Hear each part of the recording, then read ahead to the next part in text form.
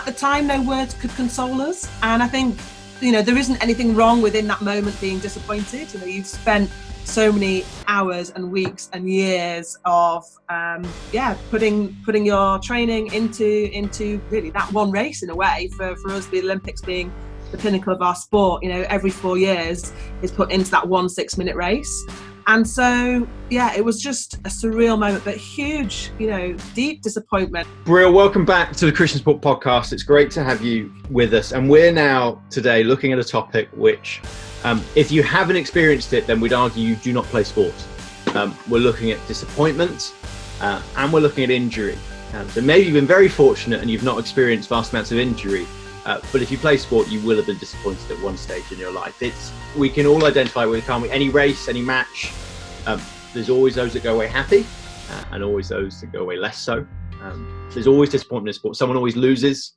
It's sort of said in the Olympics, isn't it? Sort of 98% of people at the Olympics do not win, which is huge. And that doesn't take into account an injury, being dropped, not being selected, maybe not improving as you'd like. So the question is, it's a Christian as a Sport podcast. How can we navigate these things as a Christian in competitive sport? So I've got two people with me. I've got Debbie Flood, Debbie now brewer, a 4-time Olympic rower, now working in athlete welfare within GB Rowing, and works for Christians in Sport as well. And then I've got Adam Pengilly, 2-time Winter Olympian in the skeleton bob, now working in sports administration on the WADA Athlete Committee Anti-Doping, British Gymnastics Board. So lots of experience. I think fair to say, as we get into their stories, some awesome highs, but some pretty low lows. So really great to have you guys with us. As we get going, Debbie, what's been your lowest? It's not a great question to start with for you, but hopefully it's helpful for everyone else to show that you've got the credentials to talk about this. What's your lowest moment been in sport? Oh, yeah. I mean, there's so many ups and downs, isn't there? But for me, I would say that actually the two lowest moments for me were at the beginning and the end of my career. So at the beginning of my career, that was certainly one of my absolute lowest points. I'd made a life plan. I was going to row full time for 2 years and then go to the Sydney Olympics, tick that box, and then get on with life. And I did that training for 2 years, committed that time full time, and got to my selection race for the single, and I came second. I was leading the way for about 3/4 of the race, and then in that final quarter was overtaken, and only one got selected in that race, and so therefore I didn't. And I finished that race absolutely gutted. The lowest probably in my life at that point I'd ever been. I was 20 years old. My dream was to go to the Olympics, and I just felt I hadn't made it. I'd failed, and I didn't deal with that very well at all. Great. Well, we'll get into some of that in a minute. Adam, what about you? For me, it would be at my first, again around the Olympic Games, but my first Olympic Games as well.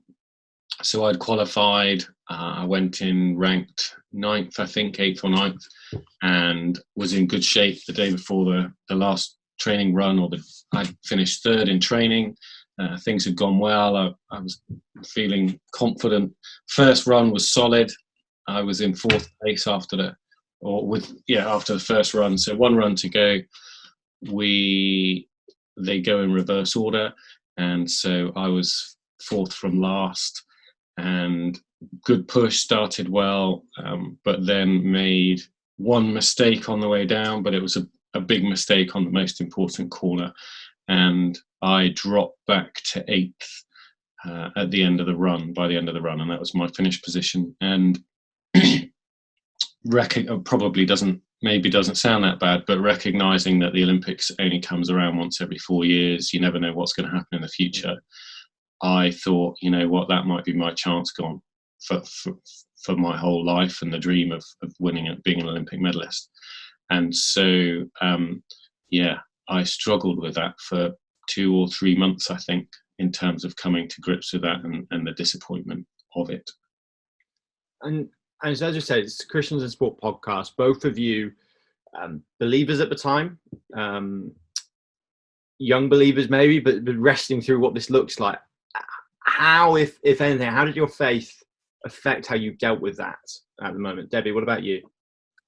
Yeah, I think for me, at the point of when it happened, everything just felt like it was falling down around me. You know, my whole year that I'd planned, or the end of the year, and at that point, I thought the end of my career, because I'd only planned for it to be those 2 years, had kind of finished. So I just had lots of questions. I just felt like I'd wasted 2 years of my life. So my question was, God, why am I even here?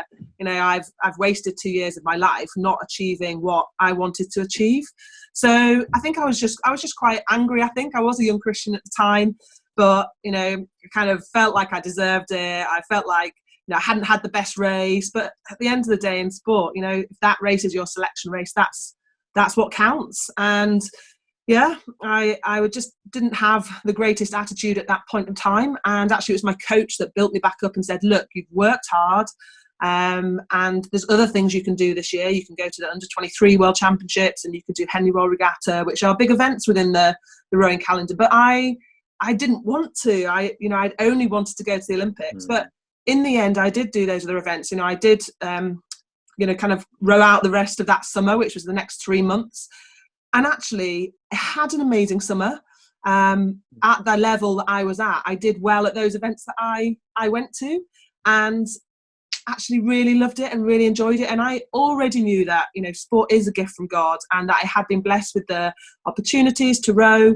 And I knew that already, but that had kind of been lost in the haze of the negativity and disappointment that I got stuck in, really. And I got to the end of that year, and I just realised that I did love this sport. And actually, it was a big light bulb moment, both in my Christian walk, in my faith, and also in my rowing career, because faith-wise, I could see that actually I'd had an amazing summer. And actually, I looked back on those 2 years that I'd originally thought were a waste of life, and I could see who God had placed in my path, you know, the direction he'd taken me in rowing, how he'd helped me along the way. And, you know, I always come back to my favourite Bible passage, which comes from that time of life, which is a passage in Proverbs that says, trust in the Lord with all your heart, lean not on your own understanding, but in all your ways acknowledge him, and he will direct your paths. And, you know, I didn't know what the future held in terms of Olympics after that, but I did know that I loved the sport and I was going to carry on, and that was God's plan for me. So a real light bulb moment for me, but again, only in hindsight that could I see at that point God's work. But, you know, that really helped me along the way in the following ups and downs, because that was just a point in my life that I came back to with the reality of God, and that he was in control, and that he had a plan, and actually that he cared for me. And Adam, for you, so you had that moment, sort of 2 or 3 months, really not coping necessarily well with what got on at the Olympics. But then, obviously, throughout your career, you've gone on and you've had some highs, but you've also had some continued lows. And as your faith maybe matured, as you saw more what God was doing, how did your faith affect you throughout your career? Deal with the inevitable disappointments of sport, and then sports administration as well. So while I was competing, I would say earlier on in my career, I didn't know, I was a Christian, but I didn't know what God said very much. I didn't understand the Bible that much.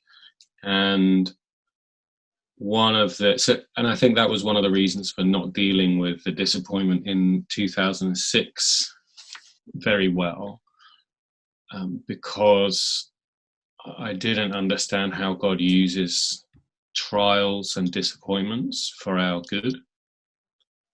And that was why it took so long, I think, to get over it, until someone said, why are you feeling like this still? Why is it impacting you so much? What's the most important thing to you?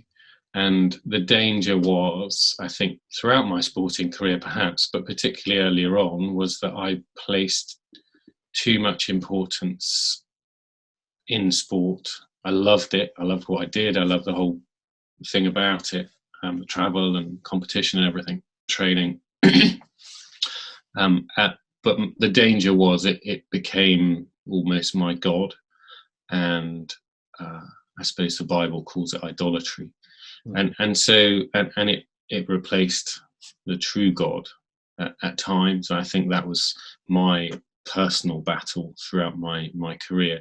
But as I went on and understood God more, understood the Lord more, and got to know him better, understood and got taught and read more in the Bible, I realized, and he opened my eyes to show me that God does use difficult times for our good. And Jesus was the suffering servant. He was a servant leader and a suffering leader. And we're told many times in the Bible that will be the same for us. And also that God uses those things to make us more like him. So as hard as that can be, and no one wants to go through difficult times, it's really helpful to remember that the Lord promises that he's using this for my benefit, and I need to trust him in it. And that's not easy to do, and I don't do it particularly well all the time, but it certainly helps me in that. In terms of the sports administration, I think I was probably a bit naive. So I went in thinking sport is like, as Debbie said, it's a gift from God. It's a lovely creation that God's given the world and gives so much joy and pleasure to billions of people. And so I went in with this view that although the world is a pretty messy place, sport's perhaps a bit better. And sports administration, the people that run it, yeah, they should be better as well. And it shouldn't be, it should be I suppose, a lighter part of the darkness that we see around in the world. And people in sports administration love what they do, and many work very hard, but it's no different from any other walk of life. There are some that do it for the right reasons and some that do it for the wrong reasons, and decisions can be disappointing or overly politicized and done for personal interest or national interest, the same as everywhere else. And so had I been a bit more coherent about in my head about what the Bible said, and prepared myself for that in sports administration, I don't think I would have been quite so disappointed as I have at certain times in that realm as well. Yeah, you've teased it out really nicely of probably two of the key principles at play as we think about disappointment in sport. I mean, as in, we'd say as Bible-believing Christians, the world was created good, but then when sin entered the world with Adam and Eve's rebellion, we see that brokenness, like you just talked about, sports administration, but the whole of sport, you see that, don't you, where people are doing stuff for self-interest, idolatry, unhealthy disappointment. We make other things to get our value and our worth from apart from God. And then just brokenness, just injury. We haven't touched on a huge amount, but bodies which are breaking and which do not work perfectly. And that's just a principle, a fundamental understanding of the world which we have, that there is suffering, there is disappointment, there is brokenness as a result of the fall. And yet, as you articulated wonderfully, as believers who trust in Jesus, we're told that God uses the inevitable disappointments of this broken world for our good.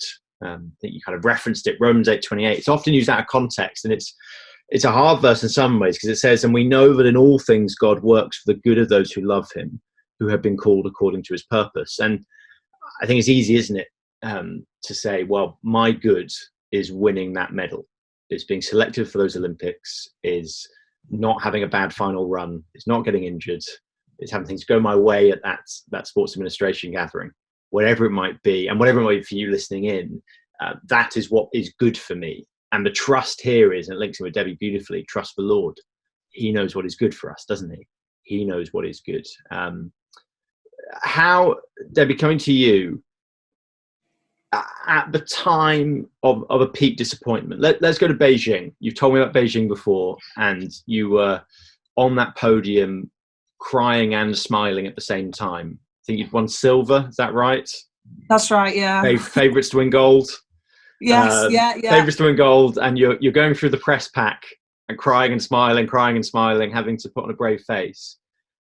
At that moment, were you able, in your faith at that stage, slightly more mature, to go, okay, God, I can tell you're doing this for my good, or is that only in retrospect that we can kind of see that? I think by that point, Beijing was 8 years on from the Sydney disappointment, and again 8 years on in my walk with Jesus. And, you know, God teaches us the whole time through the ups and downs. And I think by the time I got to Beijing, yes, there was a huge disappointment in the kind of point of that race. You know, we crossed the line. We'd led the race again. We'd led the race for about 6 minutes, and then in those final closing seconds, had been overtaken by the Chinese crew. And at the time, no words could console us. And I think, you know, there isn't anything wrong within that moment being disappointed. You know, you've spent so many hours and weeks and years of putting your training into really that one race, in a way. For us, the Olympics being the pinnacle of our sport, you know, every 4 years is put into that 1 6-minute race. And so, yeah, it was just a surreal moment, but huge, you know, deep disappointment. I mean, I physically couldn't see. Like, one of the girls in the wider team had to lead me by my hand to go and find my parents, because I couldn't see. I was crying so much. But as she was, you know, leading me, the Chinese people and crowd were stopping me for photos, and I was just managing to stop, smile for a temporary moment, and then continue crying and walking on. You know, it was, that was a hard time. And, you know, we're not immune to those emotions in the moment of that, you know, win or loss. But for me, that even looking back in Beijing, you know, that very next day, you know, even that evening, you know, there was a piece about me. Yes, I was disappointed that we didn't win, but actually I knew that it wasn't going to destroy my life. You know, I knew that it wasn't the be all and end all of everything. You know, I knew that my security and my value, my worth was in being a child of God, and He determines my worth and value, not, you know, the press, the public, the results, the medals. And I think that's something that I'd learnt over the years. And it's interesting because, you know, with working now for Christians in Sport and working with lots of athletes and going through with them, you know, times of disappointment, we often refer back to Philippians and Paul's example of being, you know, persecuted and lots of hardships. And in chapter 4 of Philippians, Paul talks about having learnt to be content in all circumstances, whether he had a lot or little, whether he had an empty stomach or a full one.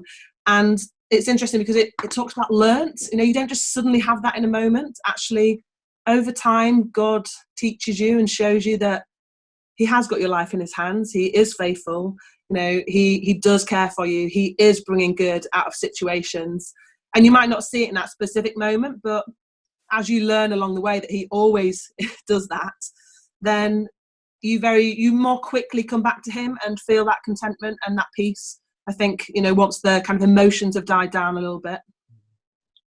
That's really, really helpful. I think we're teasing out a little bit, aren't we? It's really nice, the healthy versus unhealthy disappointments. I think it's come out from both of you of Adam talked about idolatry. When we make sport, we get our value and our worth, and you've mentioned there, Debbie, from our sport, from our performance more than, but at the same time, there's nothing wrong with feeling the inevitable disappointment. That's fine. That's in some ways part of the, I think the term says, the school of discipleship, which God puts us through, is learning to learn these things. Adam, for you, if I'm sure people would have come to you, they've gone, Adam, you're a Christian. Your teammates might have done this. They might have gone, you're a Christian. If your God is good, it could be quite an aggressive question for someone. If your God is good, how come this stuff has happened to you? How come this injury happened? How come you didn't win? If you're going to, how can you still say God is good in the midst of that? I think my answer is always that God's the creator of everything. I'm one person on the earth. He knows a lot more than me. And He's capable of infinitely more than me. And so, while it can be difficult, I have to trust Him that He knows best for what's best for me. And I can put that in His hands.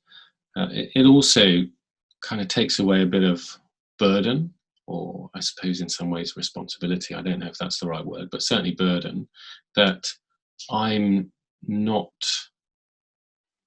responsible for everything that might happen to me. I'm responsible for my own actions, of course, but I might have the most perfect race with the most perfect preparation and training going in, and everything goes wonderfully. And then external circumstances mean that the results perhaps not as it should be. An example for me would be at the World Championships in 2009. There were 4 runs in the race. For 2 of the runs I was quickest, another run I was second and just off behind the quickest, and then 1 run I was about 15th, I think, because of the weather. So it was a warm day. The guy who went off first had the best ice, and I went off 22nd. So I had the effectively 22nd best ice.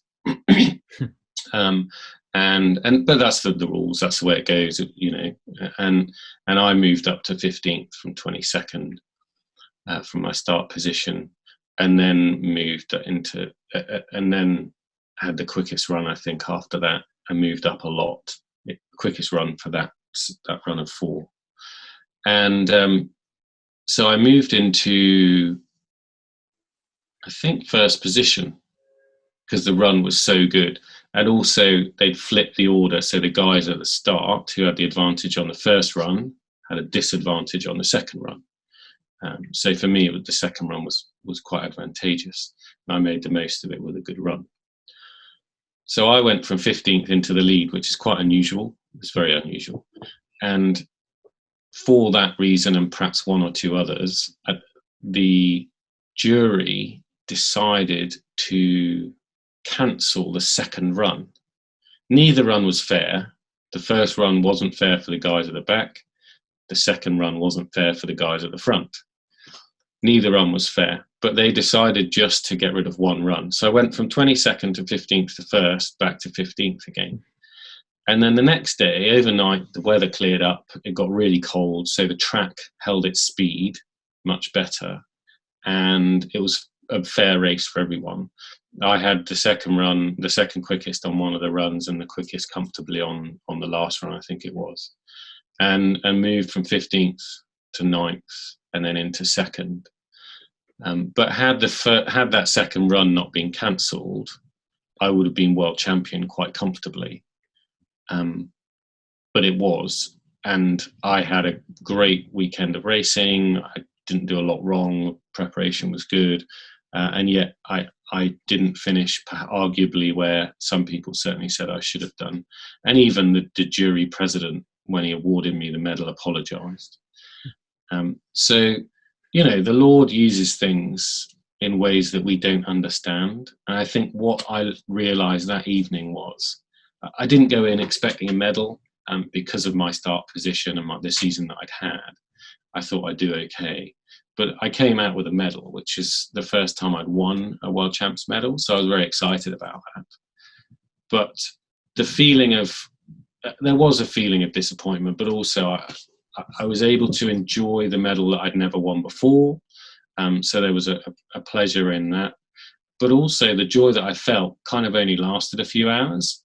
And it made me think, wow, even if I'd won the gold, I might have felt a bit better for a little bit longer, but it wouldn't have been for that long. And then even if I did the same at an Olympic Games, it might the feeling of euphoria might have extended a bit longer, but not, at most it might be a day.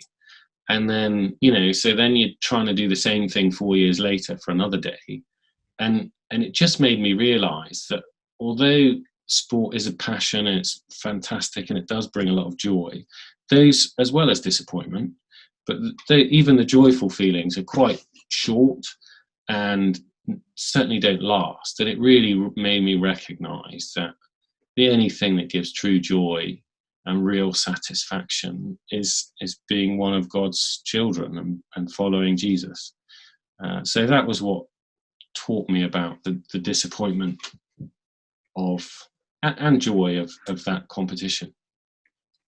No, thanks. That's really helpful. Hopefully, listening in, you could hear in some ways the disappointment in the story, and yet the satisfaction, the joy, the security which comes as a Christian in the world of sport, that this does not define us. Our performance does not define us, and that's it's a freeing thing. It helps us enjoy our sport even more, doesn't it? Both of you now sort of you've mentored athletes, you've supported them in different ways. Just as we close, as we wrap up, imagine you're sitting with somebody in the pit of disappointment. Maybe they've not been selected for the Olympics this summer. Maybe they've just lost a race they wanted to lose at a more competitive end of the spectrum. What would be one of the key things you'd want, and it may be something we've already said, but that's helpful to sort of distill it at the end. One of the things you'd want really to remind them of in the midst of that disappointment. Debs, what about you?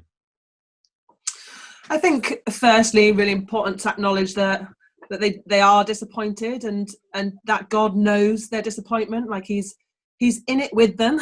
Yeah, he knows that they're suffering. Jesus suffered on this earth. Jesus, went through all the things that we could possibly be feeling as well. And yeah, just to kind of be with them in that place, but also remind them that God cares about them. He does have a plan for their life, which is good. And even if we don't always feel it, we for us to know it deeper down than just our feelings, God is good and he does have a good plan for our lives. We don't know what the future holds, but to keep trusting in him, but also to be giving those cares to him, not thinking that we should be all sorted and all perfect, so in an hour or whatever, but actually speak out how we're feeling to God, because he wants us to and he cares for us. Yeah, great. Adam, what about you? I think I'd remind people that person that sport is a real gift, and it's a great joy, and it brings real joy and a lot of fun. But as soon as we do define ourselves and our value, I'm an athlete, therefore when I compete well, I provide value to myself and to the world. If I don't compete or perform well, my value is diminished. For me, that's completely the wrong thinking, and that doesn't help people themselves. And although sport can bring joy when you have success and disappointment when you don't, or when you're injured or whatever, the thing that brings real joy is knowing the Lord Jesus and having the creator of the universe adopt you into his family. It's just beyond compare, and to understand or have an idea of that puts all the disappointment into perspective. And if people don't know Jesus, then I just urge you to read a bit about him in the Bible, find out about him and get to know him, because all of the things, the great things that the world offers, the great things that sport offers, they just don't compare to Jesus. So that would probably be what I would say. That's great. It's a brilliant way to finish. Thanks so much, guys, for joining us, and hopefully if you listened in, that's been a help. As Adam said, if you don't currently follow Jesus but you love your sport, look into him.